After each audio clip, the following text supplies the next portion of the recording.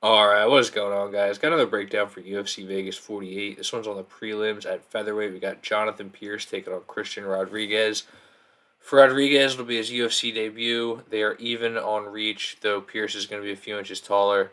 Both fighting out of high level gyms. JSP is with Fight Ready, and Christian Rodriguez with Rufus Port. So I guess I'll start with Rodriguez. UFC debut, like I said, fought in the Contender Series this year, but did not get a contract, even though he did win the fight by decision. He did miss weight, which was pretty much probably the whole reason why he didn't get it. He is pretty young too, and he won it by decision. So decisions don't always get a contract on the Contender Series. But yeah, I thought he looked pretty good in that fight. Other than the weight miss, he has pretty tight boxing, and again, it's all small sample sizes.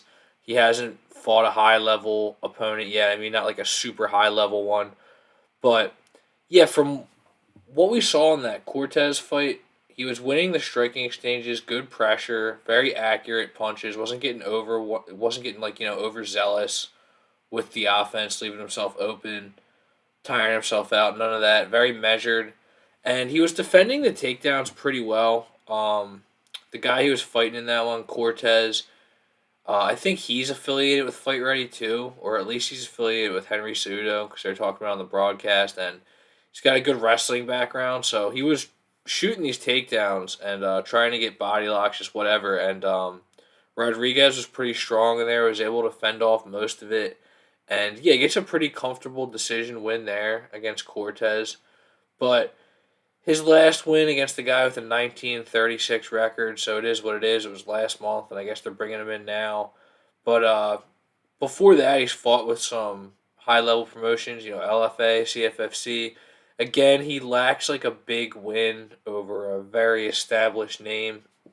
So that's really what it comes down to with Christian Rodriguez. When I watched that fight on the Contender Series, I liked what I saw, but at the same time, Paul Felder was on the broadcast, and I love Paul Felder. He's a great announcer, but he was very biased towards Christian Rodriguez because he knows him, has trained with him and shit. So when I watched that fight again, I made sure to be like, all right, like, did I actually like what I saw from Christian Rodriguez's game beyond what Paul Felder was saying? And yeah, I did. Like, I think that he has a lot of potential. It's just he's 24. We haven't seen him against anybody of this level of competition, anything close to this level really. Whereas JSP has fought established UFC veterans and beat them, but yeah, it's I like what I see. It's just I don't know how green he is, and it's gonna be a huge test for him. And then so for Jonathan Pearce, Fight Ready, which just seems to be like the gym right now. Like every year there's like a gym that just seems to be the gym everybody's talking about. We had City Kickboxing a couple years ago. It's not like City Kickboxing isn't a great gym still, but it's just like there's always like that new craze. Feels like Fight Ready is that gym. Between the UFC, Bellator, and just everywhere else, seems like their fighters can't lose lately. And Jonathan Pearce is a guy who, when he moved out there, you can tell the improvements in his game. He has looked awesome in his last two fights, and for this tape study, it really was pronounced for me because I definitely slept on him against Omar Morales. I slept on him big time. I picked Morales in that fight, and Morales was looking good. He had a couple solid wins in the UFC. Granted, they were by decision. The only loss was to Giga Chikadze, so it was like whatever.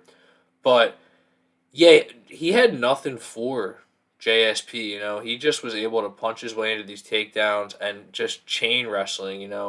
All kinds of different ways to get the fight to the ground. If he bails on one single leg, he'll go to an uppercut, and then he's right back in. And he just has insane cardio. He landed like 4 or 5 takedowns in that Morales fight, and they were takedowns you had to work for. And when he did get the rear naked choke in the second round when they're interviewing him, he just looked like he hadn't even broken a sweat. And that is what this guy sells his game as. He's got crazy pace, crazy cardio, and just a very well-rounded mixed martial artist. And it's really pronounced now that he's made this camp switch. He's been out there for a couple years. His game is really coming along against Kai Kamaka and Omar Morales. It's just he does everything well. I mean, let's put it this way: on the feet, I think is where he just needs a little bit of work. Sometimes he can leave himself exposed in some of these boxing exchanges, but on the ground and in terms of getting the fight to the ground, this guy is really good. He's big, and once he gets it to the ground, very good jujitsu. He can get to the back, hold backpack pretty easily, and he's very good at switching between ground and pound and submission attempts. He'll just soften the opponent up with ground and pound, and then sink that submission in. That's what he did to Kai Kamaka. That's what he did to Morales too. But yeah, this guy has a very high level game. I think I slept on him big time against Morales, like I said. And yeah, these past two fights have been very impressive for Pearce. And when we look at the line here, like that's where it gets tricky, right? On FanDuel, we got Jonathan Pearce at minus 340, DK a little bit better. No, it was earlier, but yeah, minus 335. So not much variance. And the thing is like on paper, like the pick is definitely Jonathan Pearce all day. See, there you go, just fucking reset. But yeah, Jonathan Pearce on paper has got to be the pick for me. But I don't know what it is. I mean, one, it's such a juiced line to where, like, I gotta be super, super confident. And I initially was, and, like, I still am. But it's just like, he does leave himself a little bit exposed in these boxing exchanges. And Christian Rodriguez, from what I've seen, at least has pretty good boxing. He was defending the takedowns well against Cortez, but I just think it's going to be, you know, a whole different level with Jonathan Pearce. He's going to be able to get this fight to the ground. And for me, it's going to be, I'm not going to play this money line because I already played Kyle Dawkins and Jamal Hill money lines and put a couple units on those. So I'm not really looking to make another wager like that. If anything, I'm probably just going to do like half a unit on an inside the distance prop. If it's good, it's probably not going to be that great though. It's probably going to be like minus 160 or something like that. And I might just pass all around on this fight, but part of me just feels like I'm giving Rodriguez too much of a chance in this fight. Like, I mean, how good can he really be? It's just the fact that it's just such an unknown. I mean, usually when there's this much of an experience gap, an opponent quality gap, that's kind of all you need to go off of. JSP has done nothing but improve. His last two fights, he looks excellent.